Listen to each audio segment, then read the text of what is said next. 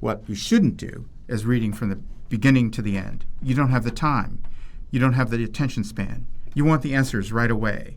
You're going to fall asleep. You just ate lunch. So here's how to approach the paper. First, you look at the title. If it's interesting, you look at the abstract. There may be words or concepts you don't understand. That will happen almost all the time. So you'll go to Google for information. And then, at that point, you have enough information so you can look at the key data. Now, if you want to dig deeper, you can look at other stuff. You can look at other figures. You can look in the introduction for some more background, definition of terms. You can look up key references. You can scan the methods to see if they generally will give you reliable data. You should look at the conflicts of interests. The prospect of getting rich can cloud an author's judgment. Then if you're really interested, you can read the entire paper.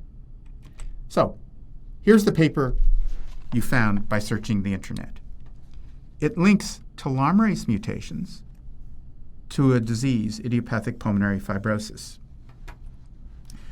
Well, that looks very interesting, completely unexpected. And then you look at the authors. And one of the authors here, you recognize her name because she shared the Nobel Prize for discovering telomerase. This is probably a solid group of researchers. You don't know much about idiopathic pulmonary fibrosis, so you do a Google search. You type this into the search box, and this is what you get. And over here, on the right-hand side, is a definition for idiopathic pulmonary fibrosis. Idiopathic means without known cause. Pulmonary fibrosis means scarring and thickening of the lungs. And look here. Down here, pretty high on the search, is an entry from Wikipedia. I often go to Wikipedia sites if I need to get more information. Now we jump to the abstract. You don't even read the abstract from beginning to end. No, you look for the punchline, and the punchline is down here in the conclusions. And you see that mutations in the genes encoding telomerase components can appear as familial idiopathic pulmonary fibrosis. That's the punchline. Well, the connection between those two things is completely unexpected. And so you want to know, what's the background behind that? Well, it turns out that mutations in genes encoding telomerase cause a different disease called dyskeratosis congenita. Well, it's a rare disease, but contained in that disease are other manifestations, aplastic anemia, and in particular, pulmonary fibrosis.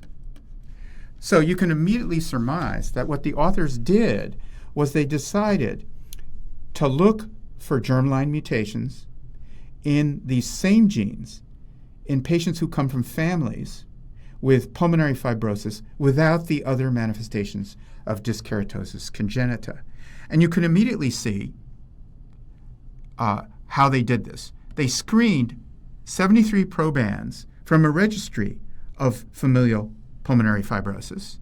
And of those 73 probands, 6 had mutations in the telomerase genes, HTERT and HTR. Okay, so now you know what the key features of the paper are, and you have enough information to jump to the key data. And here are the key data.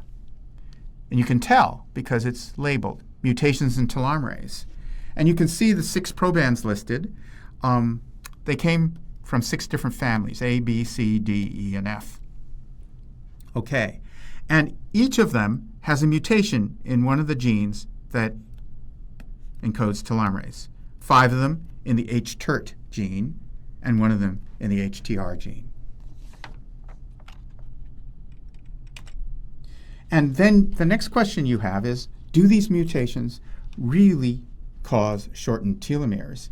And so you realize that this figure here is going to be key because it shows telomere length. Here's telomere length in mutation carriers versus their relatives. So here are the carriers in orange, and here are their relatives in blue. And generally speaking, you can see that the orange dots and squares are generally showing shorter telomeres than the blue dots and squares. So you have a pretty good idea of what the data look like. Now you have a pretty, in the period of time that we've taken you through this, you can see that we have the general gist of the paper. So in summary, what have I asked you to do? I've asked you to read by jumping.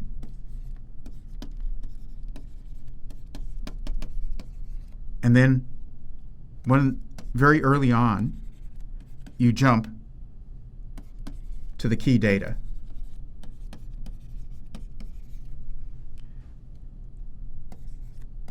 You understand very quickly what's new.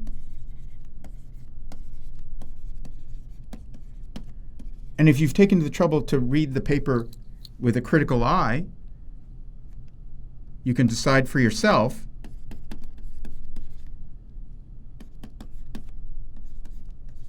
if you believe the conclusions. Don't worry, you'll get better at this. Your medical knowledge will grow so that you can put things into context more quickly. You'll overcome your math phobia. You better overcome it, and understand some statistics. You will acquire good judgment and will be able to apply what you find in the medical literature to help your patient. Thank you.